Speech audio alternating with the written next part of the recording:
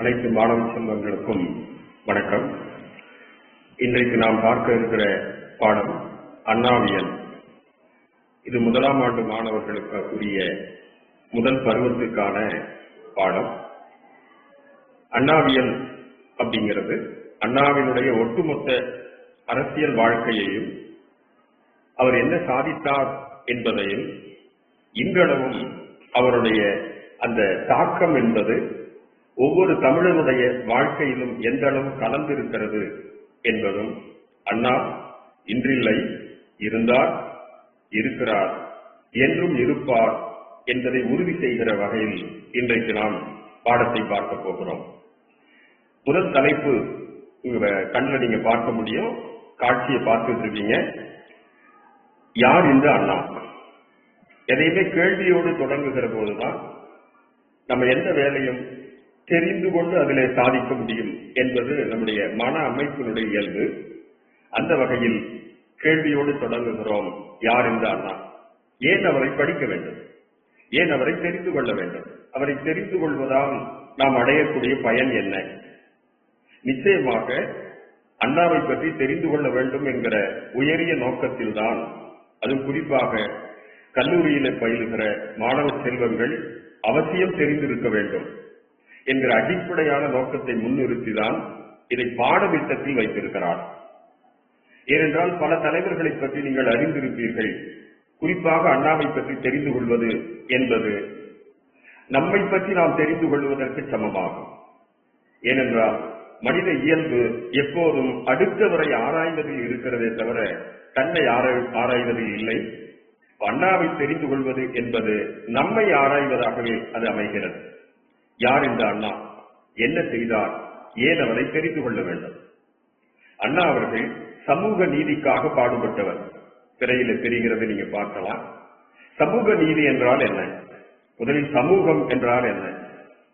பல்வேறு தரப்பட்ட மக்கள் ஒரே அமைப்பின் கீழ், சொசைட்டி என்று ஆங்கிலத்தில் சொல்வார்கள், ஒரே அமைப்பின் கீழ் அமர்ந்து, ஒரே அமைப்பின் கீழ் சேர்ந்து, ஒரே அமைப்பின் கீழ் வாழ்ந்து, வேற்றுமை இருந்தாலும் கூட ஒரு சமூகம் என்கிற கட்டமைப்புக்குள் சேர்ந்து வாழுகிற இன்பமான, விட்டுக் கொடுக்கிற, பிறருக்கு உதவுகிற, எல்லோரும் சேர்ந்து வாழுகிற, லிவ் லெட் லீவ் என்று ஆங்கிலத்தில் சொல்வார்கள், வாழ விடு என்று சொல்வார்கள். அதை போல ஒரு சமூகமாக இருந்து வாழுகிற போது ஏற்படுகிற அந்த இடர்பாடுகள் என்ன என்று பார்த்தோம் என்று சொன்னால், இன்றைக்கு கொண்டாடப்படுகிற ஒரு தேசமாக நம்முடைய தேசம் இருக்கிறது. உலகம் முழுவதும் வியப்போடு பார்க்கக்கூடிய ஒரு நாடாக நம்முடைய நாடு இருக்கிறது. பசித்துன்பம் இல்லை, பெரிய அளவில் வேலை வாய்ப்பு என்பது இல்லை என்று குறை சொல்ல முடியாது. அகன்ற தெருக்கள் இருக்கின்றன, தாகம் எடுத்தால் குடிப்பதற்கு நீர் இருக்கிறது, 3 வேளை உணவுக்கு உத்தரவாதம் இருக்கிறது, ஒருவரோடு ஒருவர் அண்ணன் தம்பியை போல பழகி கொண்டிருக்கிறோம், அச்சமற்று வாழ்ந்து கொண்டிருக்கிறோம். இத்தனையும் இன்றைக்கு நாம் பார்க்கக்கூடிய பாதுகாப்பான சமூக அமைப்பு. ஆனால் ஒரு காலத்தில் அப்படி இல்லை. சமூகத்தில் அநீதி என்பது இருந்தது, ஏற்றத்தாழ்வுகள் இருந்தது, குறிப்பாக பிறப்பின் அடிப்படையில் இருந்தது. பெருவாரியான மக்கள், உழைக்கக்கூடிய மக்கள் சுரண்டப்பட்டார்கள். நம்ப முடியாதவர்களா? உழைக்கக்கூடிய மக்கள் வீதியில் இறங்கி நடக்கக்கூடாது என்று தடை இருந்தது இந்த நாட்டில். நாய்களும் நரிகளும் தாகம் எடுத்தால் தண்ணீர் குடிக்கக்கூடிய குளம் இருந்தது, ஊருக்கு பொதுவான குளம். ஆனால் ஏழை மக்கள், உழைக்கக்கூடிய மக்கள் விவசாயத்திலே தன்னை ஈடுபடுத்திக் கொண்டு, அவர்கள் சேற்றிலே கால் வைக்கவில்லை என்றால் நாம் சோற்றிலே கை வைக்க முடியாது. அப்படிப்பட்ட கரைபடிந்த நல்ல கரை, லஞ்சம் கிடையாது, சேற்றுக்கரை. அவர்கள் கையிலே சேற்றுக்கரை படிந்தால்தான் நம் கையிலே சோற்றுக்கரை படியும் என்கிற நிலையிலே நாய்களும் நரிகளும் பொது குளத்திலே தண்ணீர் குடிக்கும். ஆனால் இந்த ஏழை மக்கள் குடிக்க முடியாது என்கிற நிலையில் தீண்டாமை கொடுமை தலைவிரித்து ஆடிக்கொண்டிருந்தது. அப்படிப்பட்ட காலகட்டத்தில் ஏற்றத்தாழ்வுகள் மிகுந்திருந்தது, செல்வமெல்லாம் ஓரிடத்தில் குவிந்திருந்தது, வேலைவாய்ப்பு ஒரு சிலருக்கு உரிமையாக இருந்தது, நிலமெல்லாம் விரல் விட்டு எண்ணக்கூடிய மக்களுக்கு உரிமையாக இருந்தது. எல்லா வாய்ப்புகளும் மறுக்கப்பட்டது. படிக்க முடியாது, வீதியில் நடக்க முடியாது, பசியோடு வாழ வேண்டும் என்கிற பல்வேறு விதமான கொடூரமான, நம்ப முடியாதுங்களா, கொடூரமான ஏற்றத்தாழ்வுகள் மிகுந்த சமூகமாக நம்முடைய சமூகம் இருந்தது. எவ்வளவு காலத்துக்கு முன்பு சுதந்திரம் அடைந்த பிறகு கூட இது தொடர்ந்தது. இரட்டை குவளை முறை என்று சொல்வார்கள். பிறப்பினால் தாழ்த்தப்பட்டவர்கள், பிறப்பினால் ஒதுக்கப்பட்டவர்கள், பிறப்பினால் வஞ்சிக்கப்பட்டவர்கள், பிறப்பினால் கொடுமைப்படுத்தப்பட்டவர்கள், பிறப்பினால் தண்டிக்கப்பட்டவர்கள் என்று பெருவாரியான மக்கள், ஒரு 80% மேலான மக்களை 20% மக்கள் கொடுமைப்படுத்தி, அழுத்தி, அவர்களை ஒதுக்கி வைத்து, அவர்களை நம்ப வைத்து, நீ இப்படிதான் பிறந்திருக்கிறாய், நீ இப்படிதான் வாழ வேண்டும், இது கட்டளை, இறைவனுடைய நியதி என்றெல்லாம் சொல்லி சொல்லி சொல்லி நம்ப வைத்து அவர்களுடைய ஜீனுக்குள்ளேயே, அவர்களுடைய அந்த மன அமைப்புக்குள்ளேயே ஒரு மிகப்பெரிய தாழ்வு மனப்பான்மை உண்டாக்கி இருந்தார்கள். அவர்களுக்கு சமத்துவத்தை கொடுக்க வேண்டும், எல்லோருக்கும் கல்வி, எல்லோருக்கும் வேலை வாய்ப்பு, எல்லோருக்கும் சம உரிமை, எல்லோருக்கும் சமமான நீதி. ஜனநாயக நாட்டில் அனைவருக்கும் அதிகாரம் வர வேண்டும். பிறப்பினால் யாரும் உயர்வும் இல்லை, பிறப்பினால் யாரும் தாழ்வும் இல்லை. பிறப்புக்கும் எல்லா உயிர்க்கும் என்று வள்ளுவன் சொல்லுவானே, அந்த அடிப்படை கருத்தை முன்னிறுத்துவதுதான் சமூக நீதி என்று சொல்வார். அதற்காக பாடுபட்டவர் இப்போது உங்களுடைய அந்த மனத்திரையிலே ஒரு புள்ளியாக விழுந்து பேரறிஞர் அண்ணா இன்றைக்கு இதை கேட்ட பிறகு ஒரு மிகப்பெரிய பிம்பமாக விரிந்திருப்பார் என்று நினைக்கிறேன். ஆம், சமூக நீதிக்காக பாடுபட்டவர். சாதித்தாரா என்றால் இதை பற்றி, இந்த கொடுமைகளை பற்றி உங்களுக்கு ஒன்றும் தெரியாது என்று சொன்னால் சாதித்திருக்கிறார். மிக பெரிய அளவில் அவர் வென்றிருக்கிறார். அடுத்து மாநில உரிமையை மீட்க போராடியவர். ஆம், நம்முடைய நாடு புதுடெல்லியின் நிர்வாகத்தின் கீழ் ஒரு பொம்மலாட்டம் என்று சொல்வார்களே, அதை போல அங்கே இருக்கக்கூடியவர்கள் விரல்களிலே கட்டியிருக்கிற அந்த கயிறுகளை கொண்டு மேலும் கீழும் ஆட்டினால் இங்கே மாநிலங்களிலே இருக்கக்கூடிய முதல்வர்களும் சரி, ஆட்சியாளர்களும் சரி, ஆம் என்று சொல்ல வேண்டும், இல்லை என்று சொன்னால் ஒதுக்கப்படுவார்கள், சட்டத்தின்படி அவர்களுடைய உரிமைகள் பறிக்கப்படும் என்கிற ஒரு நிலை, ஆட்சி கலைக்கப்படும் என்கிற ஒரு நிலை இருந்தது. இந்தியா என்பது பல்வேறு மாநிலங்களுடைய கூட்டினால் உருவாகி இருக்கிற அமைப்பு என்பதை அக்காலத்தில் மறந்து போயிருந்தார்கள். இக்காலத்திலும் அந்த மாநில உரிமை என்பது கேள்விக்குறியாக இருக்கிறது. மாநில உரிமைக்கு போராடி தன் வாழ்நாள் முழுவதும் அதற்காக குரல் கொடுத்து, இங்கு மாத்திரமல்ல, மாநிலங்களவை உறுப்பினராக அவர் புதுடெல்லியிலே போய் அன்றைக்கு உலகம் போற்றுகிற மகத்தான தலைவராக இருந்த ஜவஹர்லால் நேரு அவர்களுடைய அந்த பாராளுமன்றத்திலே போய், மேலவையிலே போய் அறிஞர் அண்ணா அவர்கள் உரையாற்றி இருக்கிறார்.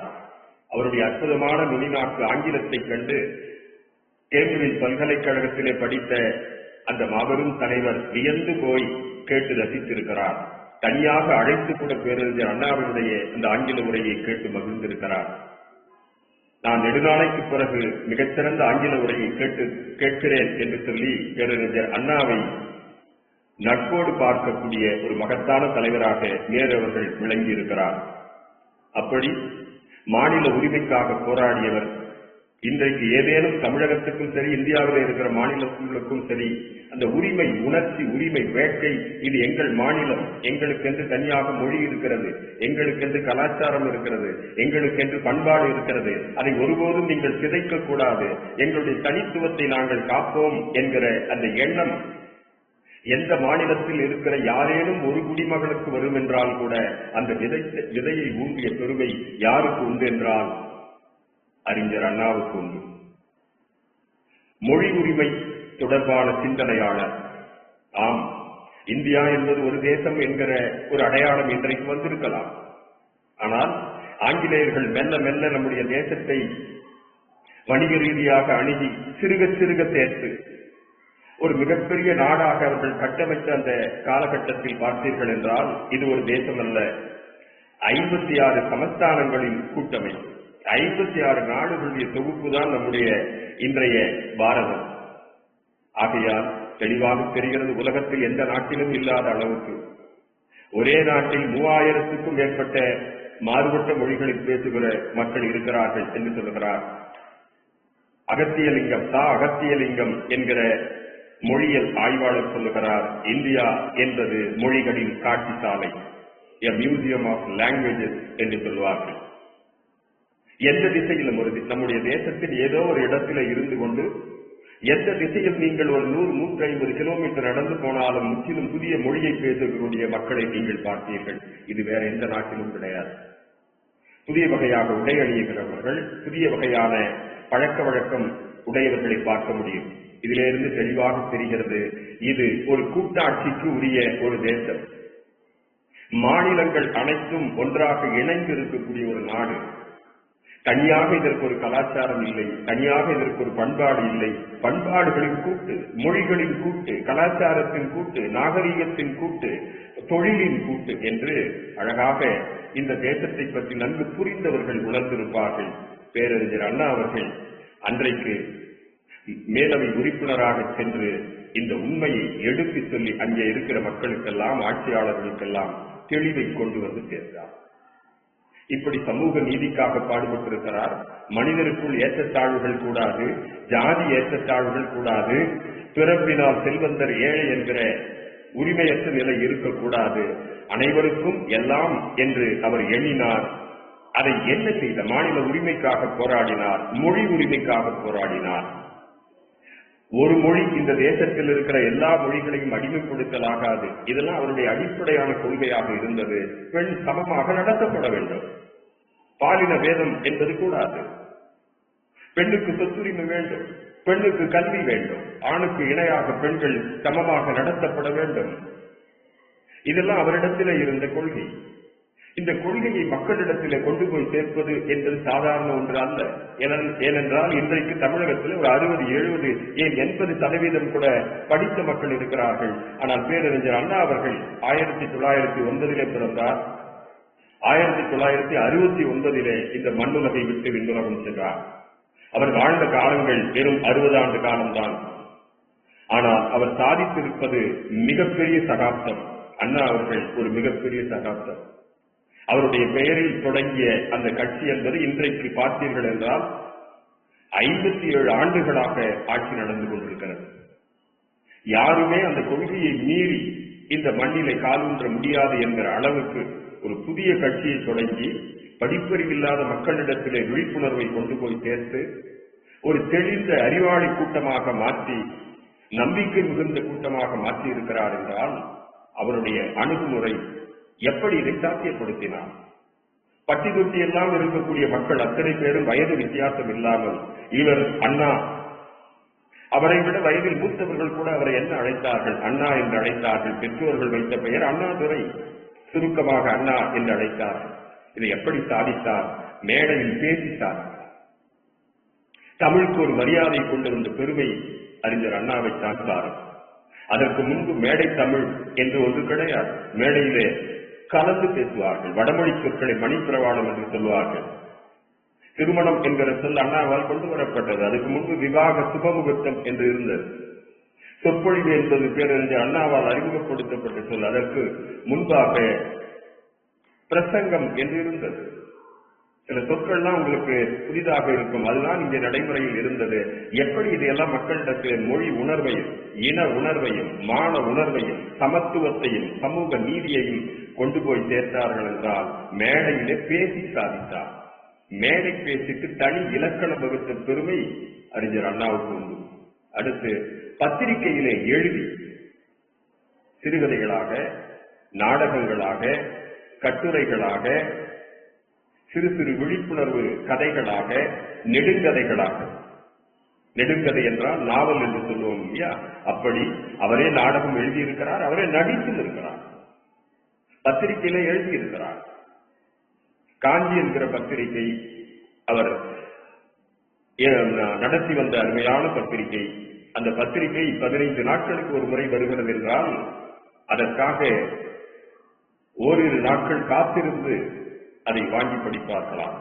அந்த அளவுக்கு பத்திரிகை மூலமாக தன்னுடைய கொள்கையை கொண்டு போனார். நாடகம் எழுதி அவரே நடித்திருக்கிறார். திரைப்படத்தின் மூலமாக தன்னுடைய கொள்கையை கொண்டு போயிருக்கிறார். நல்ல நூல்கள் மூலமாக, கதைகள் மூலமாக, கட்டுரைகள் மூலமாக இதை கொண்டு போய் சேர்த்திருக்கிறார். அப்போ எந்தெந்த விதமான மக்கள் தொடர்பு ஊடகங்கள் இருக்கிறதோ மேடையில பேசியிருக்கிறார், பத்திரிகையில எழுதியிருக்கிறார், நாடகங்களை எழுதி நடித்திருக்கிறார், திரைப்படங்களில் அவருடைய கொள்கைகளை கொண்டு கதை அமைக்கப்பட்டு அவரே திரைக்கதையும் எழுதியிருக்கிறார். இப்படி நல்ல நூல்களையும் எழுதியிருக்கிறார். அவருடைய கருத்துகள் பட்டி தொட்டி படித்தவர் படிக்காதவர் என்று இல்லாமல் எல்லோரிடத்திலும் கொண்டு போய் சேர்க்கப்பட்டது. நாடி நரம்புகளிலே கலந்திருக்கிறது.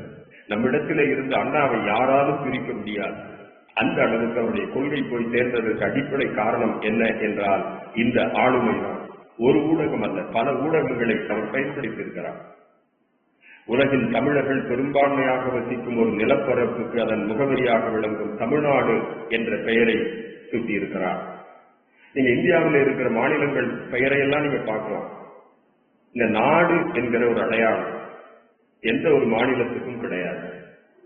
இதற்காக பேரறிஞர் அண்ணா அவர்கள் பல போராட்டங்களை நடத்தியிருக்கிறார். அவர் முதலமைச்சராக பொறுப்பேற்ற பிறகுதான் அது சாத்தியமானது. அவருடைய உரையெல்லாம் கூட பாராளுமன்றத்தில் அவர் பேசிய உரை, வடநாட்டை சார்ந்தவர்கள் இதை தடுத்திருந்தால் கூட பரவாயில்லை, தமிழ்நாட்டை சார்ந்த உறுப்பினர்களே திரும்ப கேள்வி கேட்டு இவருக்கு நெருக்கடி கொடுக்கலாம் என்று நினைத்தார்கள். ஆனால் ஆதாரத்தோடு சான்றோடு ஒரு மகத்தான சொற்பொழிவை நிகழ்த்தி மக்களுடைய உள்ளத்தை கொள்ளை கொண்டவராக பிற்பாடு 1967 அவர் பதவிக்கு வந்த உடனே அதை சட்டமாக்கி சட்டமன்றத்திலே சட்டமாக்கி தமிழ்நாடு என்கிற ஒரு மகத்தான அடையாளத்தை நம்முடைய தமிழர்கள் பெரும்பான்மையான வாழக்கூடிய அந்த நிலப்பகுதிக்கு பெற்று தந்தவர் யார் என்றால் அறிஞர் அண்ணா அவர்கள்தான். தங்களை ஒரு தனித்த இனமாக உணரத் தொடங்கிய தமிழர்களின் அரசியல் கனவுகளுக்கு அசைக்க முடியாத ஒரு அங்கீகாரமாக ஆகிவிட்டது அவருடைய பெயர். ஏனென்றால் இந்திய தேசத்தினுடைய மிக பழமையான பூர்வக்குடி மக்கள் யார் என்றால் இன்றைக்கு அனைவரும் தெரிந்த ஒரு சொல் இருக்கிறது, திராவிடர் என்று சொல்வார். திராவிடம் என்றால் நிலப்பகுதி, திராவிடர் என்றால் அங்கே வாழ்கிற பூர்வக்குடி மக்கள். நாம் தான் தமிழர்கள் தான் இந்திய தேசத்தினுடைய பூர்வ குடியாக இருக்கிறோம் என்பதை தகுந்த ஆதாரத்தோடு கல்வெட்டு முதற்கொண்டு பல்வேறு விதமான ஆராய்ச்சிகள், அகழ்வாய்வு என்று சொல்வார்களே, அப்படி பூமிக்கு கீழே கிடைத்ததும் மேலே கிடைத்ததும் என்று பல்வேறு விதமான ஆய்வுகளை முன்னிறுத்தி அவர் இதை நிறுவினார். இது நம் தேசம், இந்த தேசத்தினுடைய பூர்வ குடி திராவிடர்கள், திராவிட பாரம்பரியம், நமக்கென்று தனி கலாச்சாரம் இருக்கிறது என்கிற அந்த உணர்ச்சியை, திராவிட உணர்ச்சியை, நாம் தான் இந்த உலகத்தினுடைய பூர்வ குடி, கல் தோன்றி மண் தோன்றா காலத்தை வாழ்விடும் முன் தோன்றிய மூத்த குடி என்று சொன்னால் அது தமிழர்கள் தான். நாமெல்லாம் திராவிடர்கள் தான். மாற்று இனத்தவர் என்று சொல்லப்படுகிறவர்கள் நம்முடைய தேசத்திற்கு வணிகம் செய்வதற்காக வந்தார்கள், ஊடுருவினார்கள். அவர்களை பார்த்து நாம் அஞ்சினோம். நம்மை விட உயரமாக இருக்கிறார்கள், நம்மை விட வெள்ளையாக இருக்கிறார்கள், நவீன ஆயுதத்தை கொண்டிருக்கிறார்கள் என்றெல்லாம் நாம் தயங்கி நின்றோம், மயங்கி நின்றோம், குழம்பி நின்றோம். நம் மீது ஏறி உட்கார்ந்து நம்மை அடிமைப்படுத்தி விட்டிருக்கிறார்கள். நீங்கள் இழந்த பெருமையை திரும்ப பெற வேண்டும், நாம் எல்லாம் உரிமைக்கு உரியவர்களாக இருக்கிறோம் என்று நம்மிடத்தில் உணர்த்திய பெருமையும் அறிஞர் அண்ணாவுக்கு உண்டு. நாம் திராவிடர்கள் என்று பெருமை அடைய செய்தார். அது அண்ணாவுடைய மகத்தான சாதனை. அண்ணா என்ற பெயர் ஒரு பண்பாட்டின் குறியீடு ஆகிவிட்டது. அது ஒரு வரலாறாக, அடையாளமாக கொண்டாடப்படுகிறது. அண்ணா என்றால் அவர் நம்முடைய அடையாளம் என்கிற நிலைமைக்கு அவர் தன்னை பதிவு செய்து போயிருக்கிறார். அவரது பெயரில் கட்சி, ஆம். அவரது பெயரில் பல்கலைக்கழகம், ஆம், அண்ணா பல்கலைக்கழகம், தொழில்நுட்ப பல்கலைக்கழகம். அவரது பெயரில் விமான நிலையம், ஆம், அண்ணா பன்னாட்டு முனையம் என்று சொல்வார்களே, சர்வதேச விமான நிலையம். அண்ணா அவருடைய பெயரில் சாலை, அண்ணா சாலை. அண்ணா நூலகம், உலகம் போற்றுகிற ஆசியாவினுடைய மகத்தான மிகப்பெரிய நூலகத்தில் ஒன்றாக இன்றைக்கு விளங்கக்கூடிய அண்ணா நூற்றாண்டு நூலகம் சென்னையிலே கம்பீரமாக நின்று கொண்டிருக்கிறது. எல்லா ஆய்வாளர்களும் அங்கே போய் வேடந்தாங்களுக்கு போகிற பறவைகளைப் போல அறிவை தேடி போகிறார்கள் என்றால் இதுவெல்லாம் அண்ணா நமக்கு விட்டு சென்றிருக்கிற எச்சங்கள், அடையாளங்கள். இப்போது தெரிகிறதா யார் இந்த அண்ணா? அண்ணாதான் நாம். நமக்குள் ஒரு புள்ளியாக, ஒரு கற்பூரமாக, ஒரு கனவாக கலந்திருக்கிறவர் தான் அண்ணா. நம்மையும் அண்ணாவையும் ஒருபோதும் யாராலும் எப்போதும் பிரித்துவிட முடியாது. காரணம், நம்மை நமக்கே அடையாளம் காட்டிய பெருமைக்குரியவர் அறிஞர் அண்ணா அவர்கள்.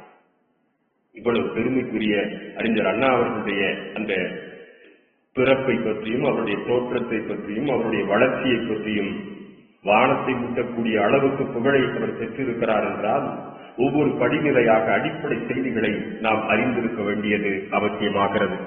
அவர் எங்கு பிறந்தார்? காஞ்சிபுரத்தில் பிறந்தார். அவருடைய தந்தையார் பெயர் என்ன? திரு நடராசன். அவருடைய தாயார் பெயர் என்ன? திருமதி பங்காரு அம்மையார்.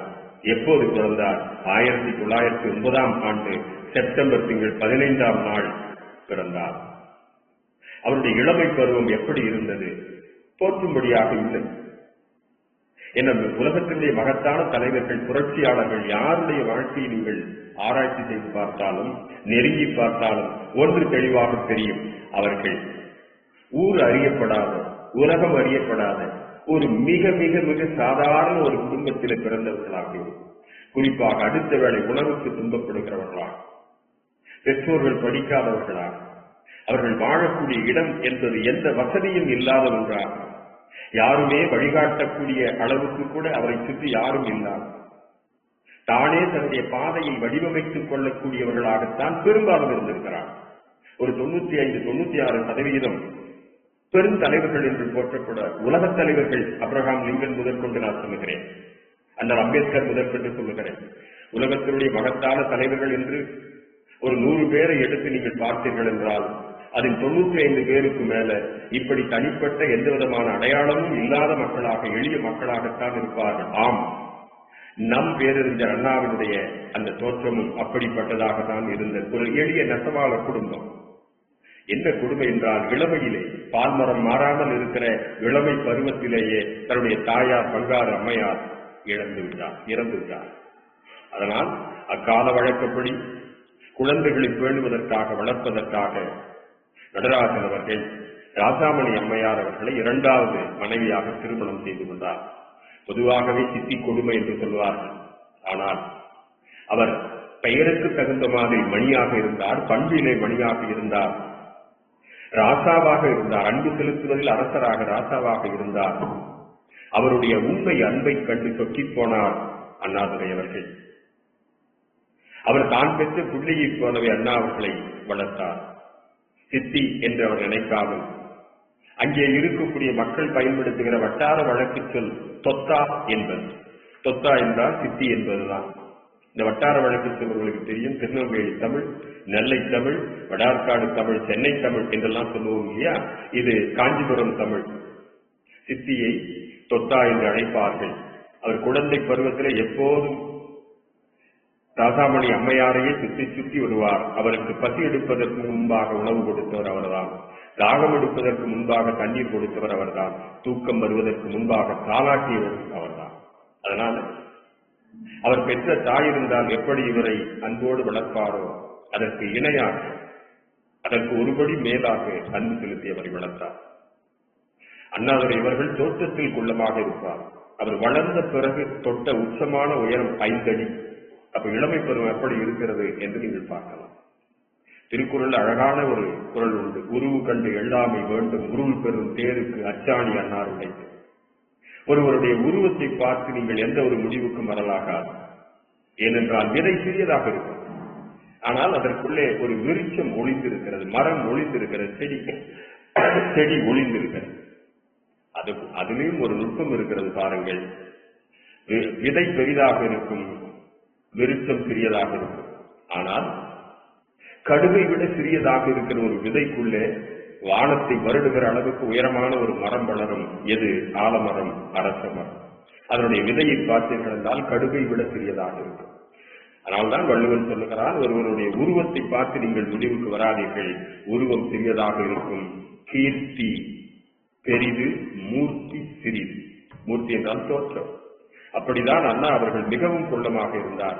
எந்த விதத்திலும் பார்த்த உடனே திரும்ப ஒரு முறை பார்க்க வேண்டும் என்று தோன்றக்கூடிய உடல் அமைப்பு கிடையாது. ஆனால் அவருடைய மிகப்பெரிய பலமாக இருந்தது அபார நினைவாற்றல். ஒரு முறை கேட்டால் வாழ்நாள் முழுக்க மறக்க மாட்டார், ஒரு முறை படித்தால் வாழ்நாள் முழுக்க மறக்க மாட்டார். அப்படிப்பட்ட அபார நினைவாற்றல் அவருடைய வாழ்நாள் முழுவதும் அவரிடத்திலே தொடர்ந்து கொண்டே இருந்தது. ஒரு சிறந்த தலைவனுக்கான இலக்கணம் எதுவென்றால் நினைவாற்றல், லீடர்ஷிப் குவாலிட்டி என்று சொல்வார்கள்.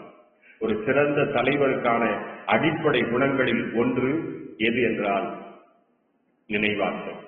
அதுவும் அவருடைய வாழ்க்கையில் ஒரே ஒரு முறை ஒருவரை சந்தித்து அவருடைய பெயரை தெரிந்து கொள்வார் என்று சொன்னால் பல ஆண்டுகளுக்கு பிறகு அவரை பார்க்கிற போது பெயர் சொல்லி அழைக்கக்கூடிய அளவுக்கு மதி நுட்பமும் ஆளுமையும் நினைவாற்றலும் கொண்டவராக அவர் விளங்கியிருக்கிறார். இங்கே ஒரு கூடுதல் தகவலை உங்களிடத்தில் சொல்கிறேன். ஒரு மனிதனை நீங்கள் நினைத்ததை செய்ய வைக்க வேண்டும் என்றால், நான் சொல்வது உளவியல் செய், இதை நீங்கள் கற்றுக்கொள்ள வேண்டும் என்பதற்காக சொல்லுகிறேன். நீங்கள் எந்த மனிதனையாவது நீங்கள் நினைத்ததை செய்ய வைக்க வேண்டும் என்றால், அடிமை என்கிற சொல்லை பயன்படுத்தல, செய்ய வைக்க வேண்டும் என்றால் பெயர் சொல்லி அழையுங்கள் என்று உளவியல் சொல்லுகிறது. ஒரு மிகப்பெரிய கூட்டத்தில் இருக்கக்கூடிய ஒரு 1000 பேருக்கு மத்தியில ஒருவரை நீங்கள் பெயர் சொல்லி அழைத்து எழுங்கள் என்றால் எழுவார், வாங்க வருக என்றால் வருவார், இதை செய்யுங்கள் என்றால் செய்வார். ஏன்னா அந்த பெயருக்கு அப்படிப்பட்ட ஒரு ஆற்றல் இருக்கிறது. நம்மை அவர் பெயர் சொல்லி அழைத்தார் என்று சொன்னால் அவருக்காக நாம் என்ன வேண்டுமானாலும் செய்வோம். ஒருவர் மீது அதிகாரம் செலுத்த நீங்கள் விரும்பினால் அவருடைய பெயரை சொல்லி அழையுங்கள் என்று உளவியல் கற்றுத்தருகிறது. இந்த ஆற்றல் அண்ணாவிடத்திலே இருந்தது. அண்ணாவினுடைய சிறிய தாயாராக இருக்கிற ராசாமணி அம்மையாருக்கு அண்ணா மேல் அளவு கடந்த பாசம். அவர் படிப்பையும் அவர்தான் முடிவு செய்தார், அவர் வேலை வாய்ப்பையும் அவர்தான் முடிவு செய்தார், அவர் யாரை திருமணம் செய்து கொள்ள வேண்டும் என்பதையும் அவர்தான் முடிவு செய்தார். வாழ்நாள் முழுக்க பேரறிஞர் அண்ணாவினுடைய வளர்ச்சியில் ஒரு நிழலை போல இருந்து அவருடைய உயர்வுக்கு பாடுபட்டவர் யார் என்றால் அன்போடு அவர் சொத்தா சொத்தா என்று அழைத்த ராசாமணி அம்மையார் என்பது தெளிவாக உங்கள் நினைவில் நான் வைக்க விரும்புகிறேன். எங்கே படித்தார்? காஞ்சிபுரத்திலே படித்தார். எந்த பள்ளியிலே படித்தார்? பச்சையப்பன் உயர்நிலைப் பள்ளி தொடக்க பள்ளியிலே படித்தார். கல்வியில் எப்படி அவர் சிறந்து விளங்கினார்? மிக சிறப்பாக சிறந்து விளங்கினார். அவருக்கு இருக்கிற மிகப்பெரிய அந்த பலம் எதுவென்றால் அபாரமான நினைவாற்றல் என்று உங்களுக்கு நான் சொன்னேன். அங்கே படித்த அத்தனை மாணவர்களிடத்திலே இருந்தும் அண்ணாதுரை அவர்கள் தனித்து விளங்கியதற்கு அடிப்படை காரணம் அதுதான். ஆனால் கொடிது கொடிது வறுமை கொடிது, அதனிலும் கொடிது இளமையில் வறுமை என்று அவையார் அவர்கள் சொல்வார். அதை போல நெசவாள குடும்பமாக இருந்த அவருடைய குடும்பத்தில் வறுமை நுழைந்தது. பசி வந்தால் 10 பறந்து போகும் என்பார். அதில் ஒன்று கல்வி, வானம் குலம் கல்வி வன்மை அறிவுடைமை தானம் தவம் முயற்சி தாளாண்மை. தேனில் பசி வந்த சொல்லிய பேர் காமுறுதல், பசி வந்தால் 10 பறந்து போகும் என்பார்கள். ஆம், கல்வியின் மீது நாட்டம் இருந்தாலும் வயிறு அவர் தலையை வென்றது. வயிறு என்றால் பசி, பசி அறிவை தடை செய்தது. ஆம், அவர் 2 முறை பள்ளி இறுதித் தேர்வு என்று சொல்வார்கள் SSLC தோற்று போனார். கவனம் அதிலே செலுத்த முடியவில்லை. வயிறு அறிவை வென்றது. பிற்பாடு 3வது முறையாக அவர் வென்றார். அதன் பிறகு குடும்பத்தினுடைய வறுமையின் காரணமாக காஞ்சிபுரம் நகராட்சி அலுவலகத்தில் ரைட்டர் என்று சொல்வார்கள், ஒரு சாதாரண வேலை எழுத்தர் பணியை ஒரு 6 மாத காலம் செய்தார். அவருக்கு இருந்த அறிவு தேடல் என்பது அதற்கு மேல் அவரை அங்கே விட்டு வைக்கவில்லை. தேடல் மிகுந்தவர்களை யாரும் எங்கும் கைது செய்து வைக்க முடியாது. தேடல் இந்த உலகத்தினுடைய எல்லையை தெரிந்து கொள்ள வேண்டும் என்கிற அந்த அழகான ஆர்வம் இருக்கக்கூடியவராக அவர் விளங்கிய காரணத்தினால் கல்லூரிக்கு படிப்பதற்காக போகிறார். இங்கே சென்னையில் எந்த கல்லூரி? பச்சையப்பன் கல்லூரி. இன்றைக்கு இருக்கக்கூடிய மாதிரியான பாடத்திட்டம் அன்றைக்கு கிடையாது. அப்போ பள்ளியிலே முடித்துவிட்டு கல்லூரியிலே போய் PUC புதுமுக வகுப்பு என்று சொல்வார்.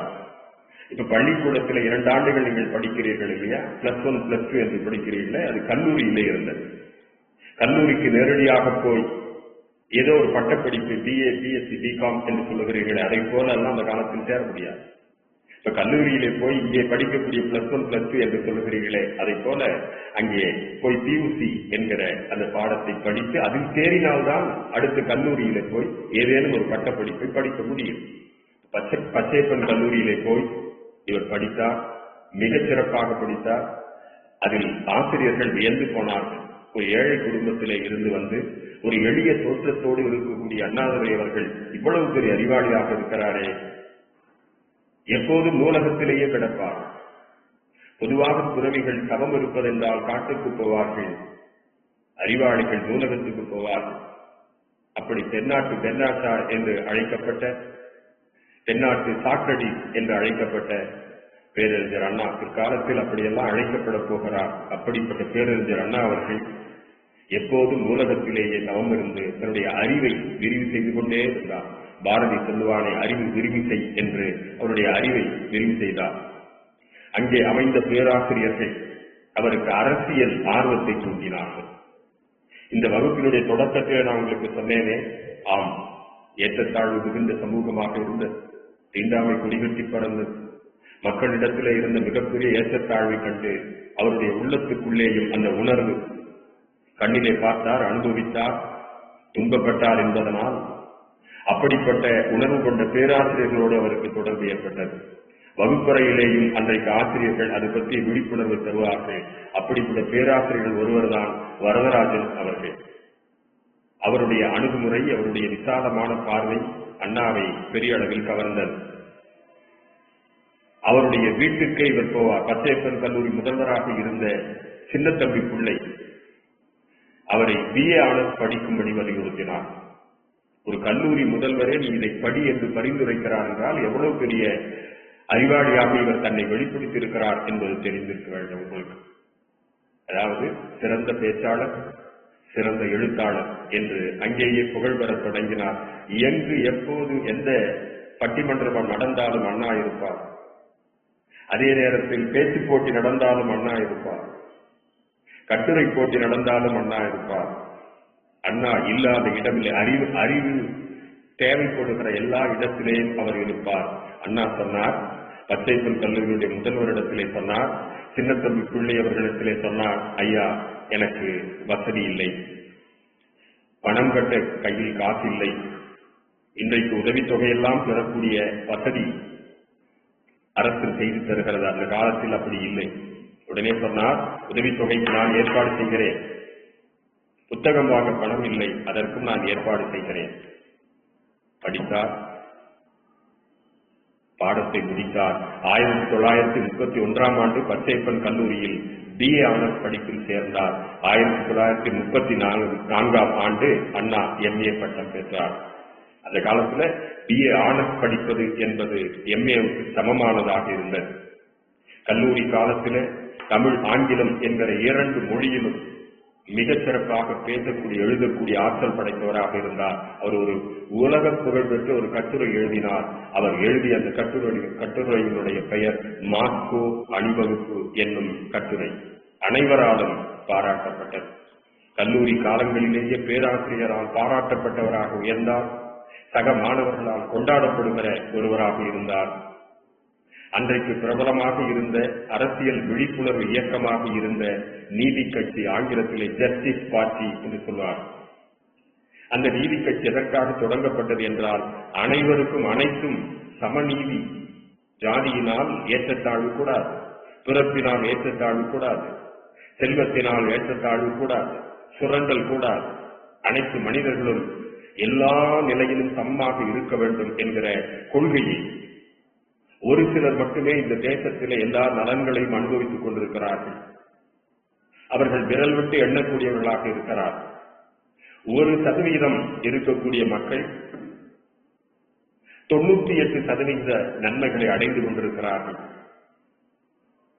மக்கள் தொகை விகிதாச்சாரத்தின் அடிப்படையில் எல்லோருக்கும் அதிகாரம் என்பது பகிர்ந்தளிக்கப்பட வேண்டும். கல்வி என்பது அனைவருக்கும் உரிமையாக இருக்க வேண்டும். வாய்ப்புகள் அனைவருக்கும் பகிர்ந்தளிக்கப்பட வேண்டும் என்கிற உன்னதமான நோக்கத்தில் தொடங்கப்பட்ட இயக்கம்தான் ஜஸ்டிஸ் பார்ட்டி என்று சொல்லப்படுகிற நீதி கட்சி. அதிலே இவர் தன்னை இணைத்துக் கொண்டார். மெல்ல மெல்ல சமூக பணியிலே தன்னை ஈடுபடுத்திக் கொண்டார். அவருடைய காலத்தில் எங்கு பார்த்தாலும் மூட நம்பிக்கைகள் இருந்தன. மதத்தின் பெயரால் ஏற்றத்தாழ்வுகள் இருந்தன. சாதியின் பெயரால் ஏற்றத்தாழ்வுகள் இருந்தன. பொருளாதார கொடுமைகள் ஏற்றத்தாழ்வுகளை பிரதிபலித்தன. சமுதாயத்தில் சரி செய்யப்பட முடியாத மேடு பள்ளங்கள் என்று சொல்லப்படுகிற இந்த சமூக கொடுமைகள் நிலை பெற்று இருந்தன. இதையெல்லாம் பார்த்து கொதித்து போன பேரறிஞர் அண்ணா அவர்கள் இதை சரி செய்வதற்காக ஒரு இயக்கத்திலே நாம் இணைய வேண்டும் என்று நினைத்தார். அவருடைய கல்வி அறிவும் ஆற்றலும் பேச்சாற்றலும் எழுத்தாற்றலும் நாடு முழுவதும் பரவத் தொடங்கியது. அந்த நேரத்தில் அண்ணாமலை பல்கலைக்கழகத்தினுடைய அரசராக இருந்த முத்தைய செட்டியார் அவர்களுக்கும் போய் சேர்ந்தது. அவர் அன்றே நாடறிந்த மாபெரும் செல்வந்தராக ஒரு பல்கலைக்கழகத்தினுடைய வேந்தராகவும் இருந்த காரணத்தினால் அவருடைய தனிப்பட்ட உதவியாளராக ஒரு அறிவாளி தேவைப்பட்டார். அண்ணா அவர்களை அணுகினார். நீங்கள் எனக்கு பர்சனல் செக்ரட்டரியாக வந்து சேருங்கள், உங்களுக்கு 120 ரூபாய் சம்பளம் தருகிறேன், உங்களுக்கு தேவையான எல்லா வாழ்க்கை வசதிகளையும் தேடி தருகிறேன் என்று சொன்னபோது அண்ணா அதை மறுத்துவிட்டார். அன்றைக்கு அந்த காலகட்டத்தில் 120 ரூபாய் சம்பளம் என்பது இன்றைய கணக்கில் நாம் பார்த்தால் ஏறக்குறைய 10 லட்சத்திற்கும் சமமான ஒரு சம்பளமாக இருக்கும். ஆனால் அதை அவர் மறுத்தார்.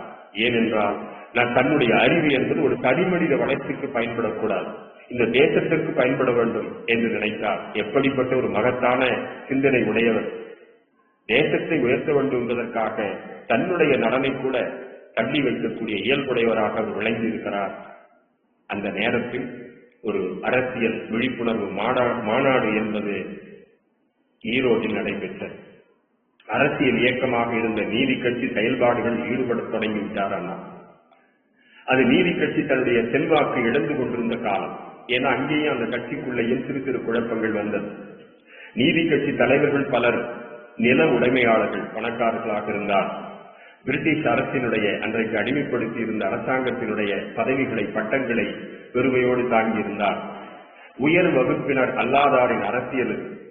இங்கே உயர் வகுப்பினர் என்று சொல்லப்படுவது யார் என்று சொன்னால் மேல்தட்டு மக்கள், பிராமின் என்று இன்றைக்கு அழைக்கிறோமே, அவர்கள்தான் எல்லா அதிகாரங்களையும் வாய்ப்பு வசதிகளையும் பெற்றிருந்தார். பிற மக்களுக்கும் அது போய் சேர வேண்டும் என்கிற நோக்கத்தில் முழுக்க முழுக்க பிரஜாதிகாரர்களை உள்ளடக்கி உருவான ஒரு கட்சி தான் நீதி கட்சி. அதிலே இவர் தன்னை இணைத்துக் கொண்டார். சாமானியர்களை பற்றி கவலையோடு சமூக பாகுபாடுகளை அகற்ற பாடுபட்டுக் கொண்டிருந்த ஒரே தலைவர் அந்த காலத்தில் நீதி கட்சியில் இருந்தாலும் தனி அடையாளத்தோடு இருந்தவர் யார் என்றால் பெரியார் ஈவே ராமசாமி அவர்கள்தான். அவரையே தன்னுடைய தலைவராக ஏற்றுக்கொண்டார். 1935ஆம் ஆண்டு திருப்பூரில் நடந்த செங்குந்தர் இளைஞர் மாநாட்டில் பெரியாரை முதலாக சந்தித்தார் அறிஞர் அண்ணா. அப்போதுதான் பெரியார் அண்ணாவின் தலைவரானார்.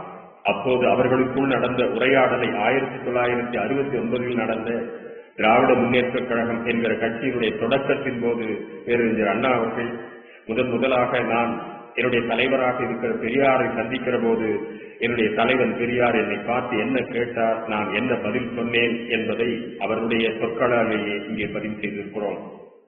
பெரியார் என்னை பார்த்து என்ன செய்கிறாய் என்று கேட்டார். படிக்கிறேன் என்று சொன்னேன். பரீட்சை எழுதியிருக்கிறேன் என்றேன்.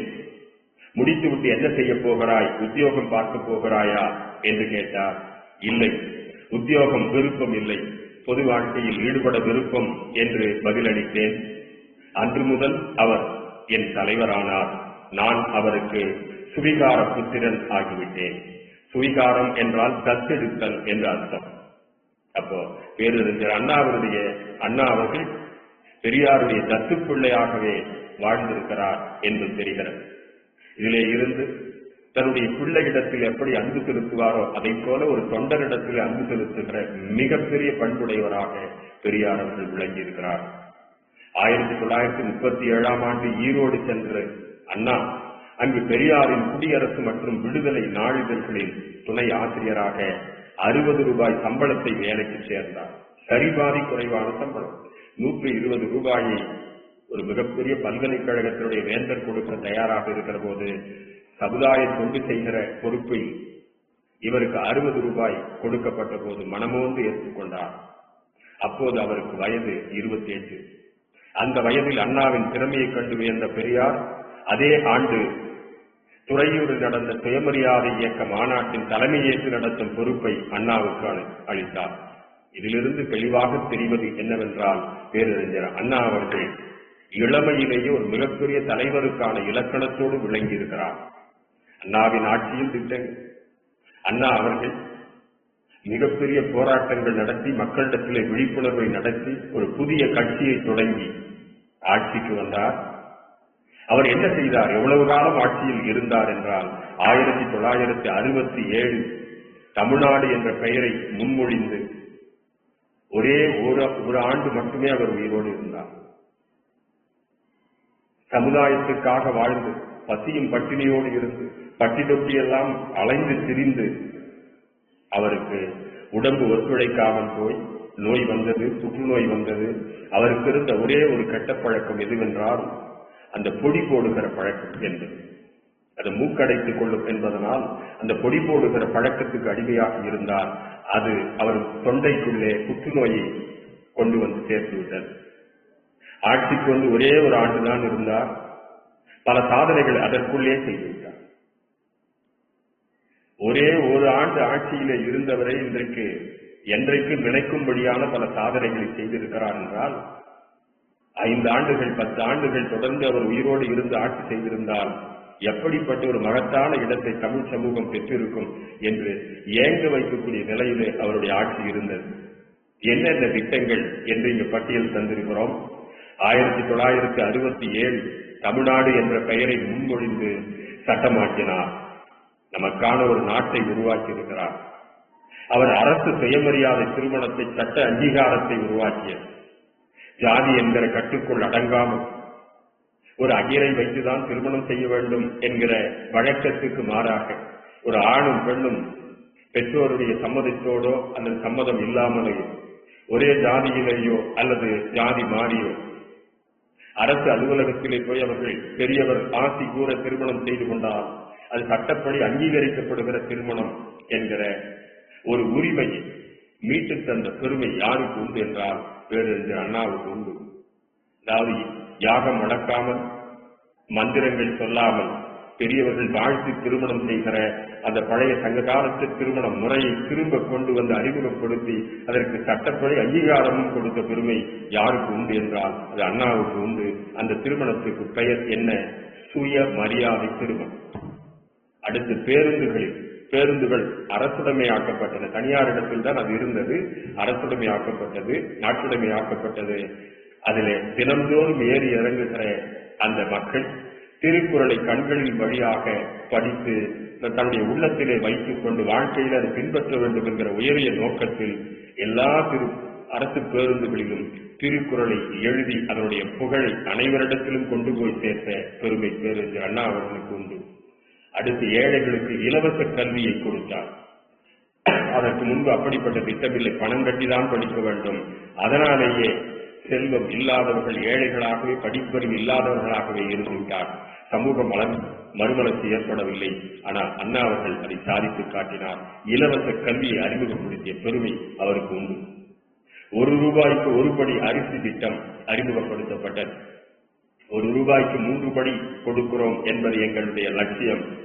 ஆனால் 1 படி அரிசி என்பது நிச்சயம் என்று சொன்னார். ஏன்னா இந்த வறுமை என்பதும் பசி துன்பம் என்பதுதான் எல்லாவற்றையும் நம்மிடத்திலே இருந்து தள்ளி நிற்க வைக்கிறது. அறிவு உட்பட அதை புரிந்து கொண்டு பசி துன்பத்தை என்ன என்று மிகச் சரியாக புரிந்து கொண்டு பசியோடு படித்தவராக இருக்கிற பேரறிஞர் அண்ணா 1 ரூபாய்க்கு 1 படி அரிசி திட்டத்தை கொண்டு வந்தார். அதனுடைய வளர்ச்சி தான் இன்றைக்கு இலவச அரிசி கொடுக்கிற திட்டம் வரையில் நீண்டிருக்கிறது. 1968ஆம் ஆண்டு 2ஆம் உலகத்தமிழ் மாநாடு வெகு சிறப்பாக நடத்தப்பட்டது.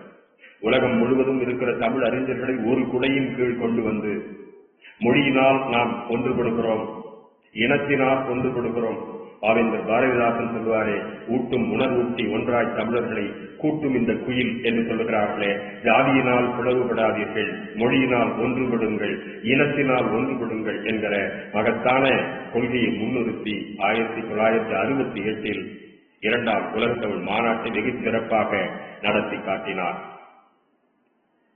இவருடைய அந்த பெருமை அடுத்து அந்த உலகத்தமிழ் மாநாட்டின் போது தமிழுக்காக, தமிழ் இனத்துக்காக பாடுபட்ட தலைவர்களுடைய சிலைகளை எல்லாம் பலரும் பார்த்து வியக்கும்படியாக, நினைவில் நிறுத்திக் கொள்ளும்படியாக அந்த சாலையில், கடற்கரை சாலையிலே சிலைகள் அமைத்திருக்கிறார். நீங்கள் ஔவையாருடைய சிலையை பார்த்திருக்க முடியும். பல அரசர்களுடைய சங்ககால புலவர்களுடைய சிலையை பார்த்திருக்க முடியும். அதையெல்லாம் நிறுவியவர் யார் என்றால் நம் தலைவர் பேரறிஞர் அண்ணா அவர்கள். அடுத்து குடிசை மாற்று வாரியம் அமைக்கப்பட்டது. குடிசையில் அல்லாடி கொண்டிருக்கக்கூடிய ஏழை மக்கள் அவர்களுக்கு நிரந்தரமான கான்கிரீட் வீடு வழங்கக்கூடிய திட்டமும் அவருடைய ஆட்சி காலத்தில் தான் கொண்டு வரப்பட்டது.